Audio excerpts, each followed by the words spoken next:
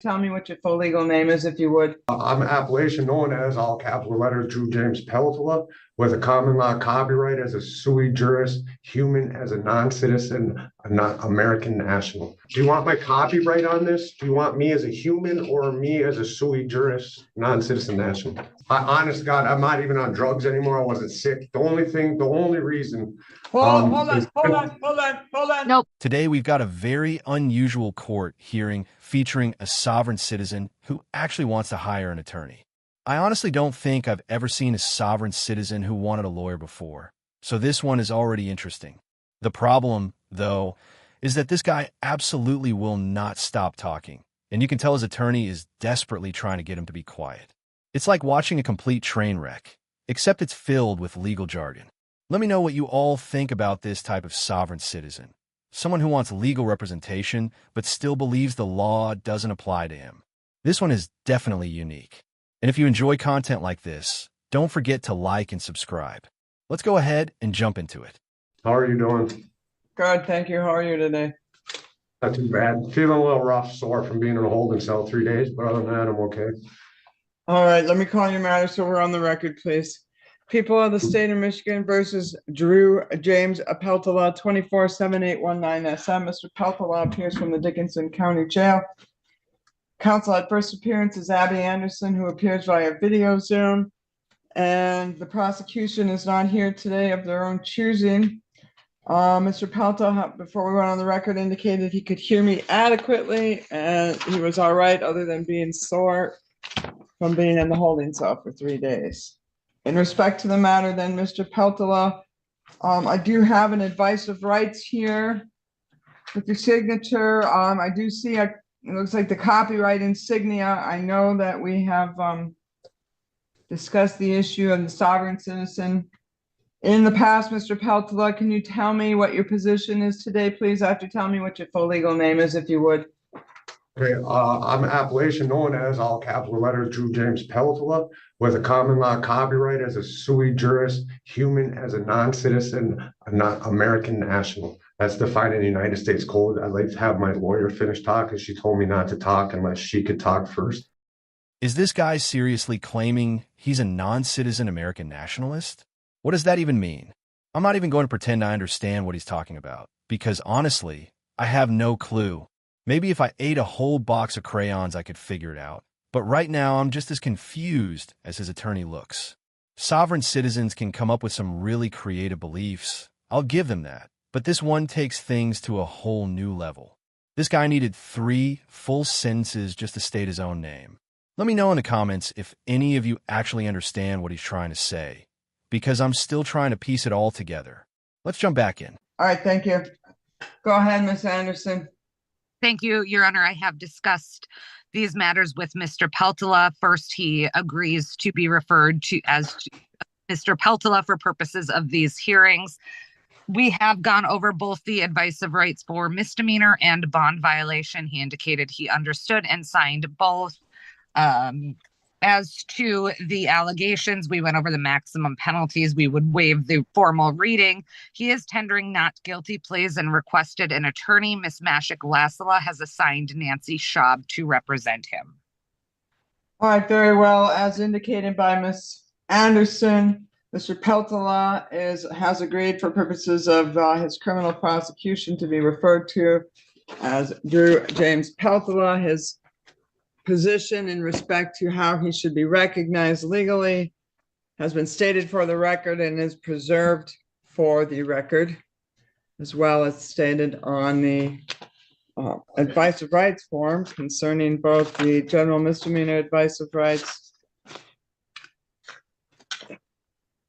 Although the bond violation advice of rights doesn't so indicate, the court will recognize his position for purposes of both advice of rights.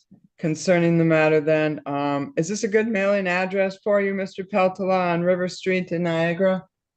Yes, Your Honor. I'm just trying to move back into Michigan, so I've been working, and that's the address that I use because that's my domicile. I always return to every day or once a week or whatever. Because the Michigan residents, I'm not even sure. I would not like to talk about that in court, but I'm trying to move back into Michigan. I'm just having a heck of a time doing it. All right. So this is what I'm gonna do then, Mr. Peltola. Over there. Let's see if I have one in my file first.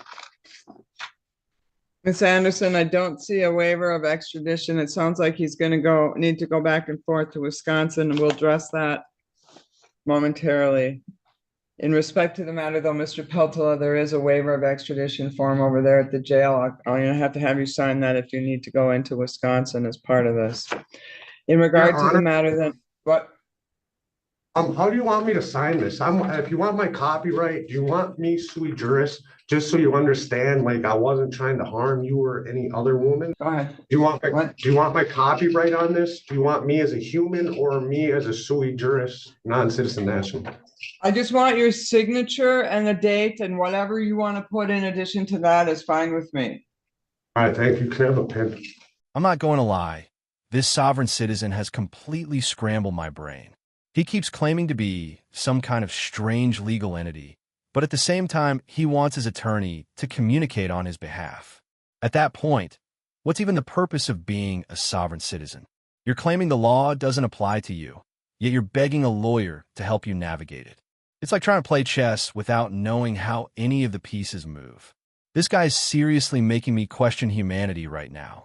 I honestly can't understand how his mind works, and I'm genuinely confused about why he even has an attorney in the first place. I've never seen anything like this, and I'm completely shocked. But let's dive back in because this guy is about to snitch on himself. Your Honor, while Mr. Peltola is signing that, we did discuss the waiver of extradition. He just wanted that answer clarified prior to signing, but he is aware of what the waiver of extradition is. Very good, thank you. All right, I'll enter not guilty pleas on behalf of Mr. Peltola. Ms. Anderson indicates that he's qualified, and he is being assigned by MIDC. Ms. Schaub, we're going to set bond violation hearing. We might as well do the pretrial at the same time, and a jury trial as follows. Yes, just to be safe. Okay. Pretrial conference and bond violation hearing on February 21st at 1:45 p.m. Jury trial March 8th at 9 a.m. All right, you'll get these dates in writing, Mr. Peltola. In respect Yes. to the waiver of extradition, then I want to go over it with you briefly as well. All right, cool. In I can respect- wait. You want me to stop filling this out? Really, all you need to do, yeah, go ahead. You finish, and then I'll go, and then I'll talk. You let me know when you're ready. I'll just sign it real quick on the bottom of it, and they can take care of the rest of it. I'll sign it properly. The bottom law might be wrong. It's been a while since I've read the Unified Court, but I believe this is. This guy already has a bond violation, so I honestly don't understand why the judge is even considering letting him back out on the streets. We're talking about someone who openly claims the government has no jurisdiction over him. Yet here he is asking to be released like a normal defendant. Anything the judge says to this sovereign citizen is probably going to go in one ear and straight out the other. You can tell his only goal is getting out of jail, even though he claims to reject the entire system. It's like if you don't want to follow the rules, why are you trying to use them when it benefits you? What do you guys think about this situation? It's kind of strange because he's being somewhat respectful, but at the same time, he's still pushing the sovereign citizen nonsense. I really don't know what to make of it. Let's dive back in and see him snitch on himself. Right, I signed it for you correctly. So. All right, perfect. All right, if you give that to the jailer, Mr. Peltola, I want to go over with you what it means to sign that waiver. I know we've done this before, but I'll just refresh your memory. And let me start by saying, so long as you come back to court voluntarily for all your court appearances, this does not become relevant. But if you don't come back to court, let's say, for example, you stayed in Niagara or somewhere else like that, normally you're entitled to what's called an extradition hearing before you are returned to Michigan to fight the charges that you didn't come back to court for. Yes. Under an extradition hearing umbrella, you have the right to an open court hearing. You have the right to have a lawyer at that hearing. And if you're indigent or without funds, one is assigned for you. The purpose of an extradition hearing allows you to challenge the legality of your arrest and return to Michigan. For example, you could demand issuance and service of a Michigan governor's warrant for your arrest. You have the right to obtain a writ of habeas corpus.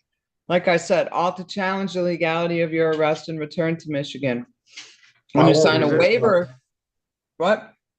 I said I won't resist, man. I'm just explaining to you what that document is that you're signing, okay, for the record, that's all. I'm not suggesting, implying, or anything else. I'm just explaining, all right? Thank you. All right, so when you sign that waiver, then what that means is, and like I said to start with, so long as you come back to court, everything is hunky-dory or everything is all right. But if you don't come back, when you sign that waiver, you have given up your right to that type of a hearing that I just explained. Do you understand that? Yes, Your Honor. All right, so that's what that means. So when I'm setting bond, I need that form back because I'm going to do the following in respect to your bond.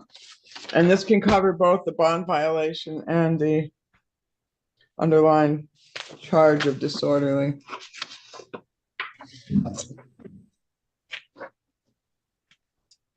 All right, first off, you must sign a waiver of extradition as a condition of your bond. So long as you do, you can go back and forth between Michigan and Wisconsin for residency, court appearances, family visitation. If it expands beyond that, talk to your lawyer first, okay? Yes, Your Honor. All right, you are not to purchase, possess, or consume alcohol or non-prescribed controlled substances. You must submit to random PBTs and drug screens as a condition of your release. Don't go into businesses that sell alcohol for use inside, such as bars and taverns. Do not engage in any assaultive, threatening, harassing, or intimidating behavior towards any person while you are on bond. All right, so you are in one of those unique positions, Mr. Peltola, where you have come before the court for your arraignment. Already behind you, or what you're being arraigned on, is both the underlying charge and a bond violation. So usually people will have an underlying charge and then whatever, week 2, 3 later, they come back with the bond violation. And when people are arraigned, I always give them a talk and tell them that if you come back with a bond violation, you're going to make it really hard for me to say, gee, I should let you back out into the community again. You, however, have not had that talk. You are having it today, and you are having it on both the underlying charge and the bond violation. So my pep talk is this, Mr. Peltola, I'm going to set the bond accordingly and give you the benefit of the doubt. But if you come back in here with another violation, I'm going to say, gee, Mr. Peltola, I had the talk with you and you went out and did the same thing I told you not to do. So I'm telling you, don't violate your bond and make me have a reason to keep you in custody pending resolution of your case. I'll set your bond right now at 1,000 PR. That's on both the bond violation and the underlying charge. They're going to let you back out, Mr. Peltola. Don't go back out and start drinking and do this again because, like I said, you'll leave me no choice. All right? Oh, Your Honor, honest to God, I'm not even on drugs anymore. I wasn't sick. The only reason. Hold on. Nope. I can see Miss Anderson almost doing cartwheels back there. She does not want you to talk until you have a chance to talk to your lawyer. Is that right, Miss Anderson? That is correct, Your Honor. Thank you. All right, Mr. Peltola, do you understand? She wants you to talk to your lawyer before you tell me anything, all right? Yes, I understand, Ms. Lacoste, or Judge Lacoste. Thank you, Mr. Peltola. We will see you soon. Your bond will come over, your writing dates, your lawyers. Make sure you call her when you get out and, you know, have a meeting with her. All right, Mr. Peltola? Yes, Your Honor. All right, anything else on this file then, Miss Anderson? No, thank you, Your Honor. All right, thank you. Have a good day, Mr. Peltola. You as well. Thank you. This guy almost slipped up in a major way, but since he ended up snitching on himself, it's basically like watching someone dig their own grave. His little comment about drugs was honestly kind of funny. Like the only reason he's not high right now is because he's been sitting in a holding cell for the last 3 days. He's lucky the only thing influencing him right now is terrible decision-making. I'm honestly surprised the judge didn't just roll her eyes and end the hearing right there. So credit to her professionalism. What do you guys think about the judge letting this guy back out onto the streets? He already violated his bond, and you could tell this guy has serious issues, so it feels like a strange decision to me. On top of that, the mix of the Sovereign Citizen Act with wanting a lawyer is just bizarre. Those two things don't go together at all. If you're going to claim you're a sovereign citizen, then commit to it. Don't switch it up and try to use a lawyer or taxpayer-funded resources when it suits you. It just doesn't make any sense. That's going to be it for today. Let me know what you thought about this absolutely insane court hearing with this sovereign citizen who could not stop talking. Drop your thoughts in the comments. Thanks so much for watching, and take care.